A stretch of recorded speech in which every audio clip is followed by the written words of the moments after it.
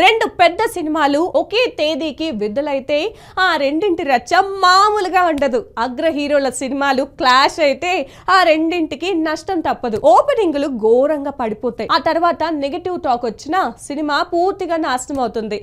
అందుకే ఎవరు సాహసించి వేరొకరితో పోటీ పడి బరిలో దిగాలని అనుకోరు.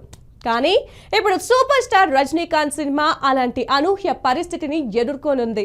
రజనీకి తమిళనాడు, తెలుగు రాష్ట్రాల్లో ఎవరు పోటీ కాదు. కానీ ఉత్తరాదిన రజనీ నటించిన సినిమాకు గట్టి పోటీ ఎదురవ్వనుందట. రజనీ జైలర్ 2ని 2026 ఆగస్టు 14న విడుదల చేసేందుకు చిత్ర బృందం ప్లాన్ చేస్తుంది.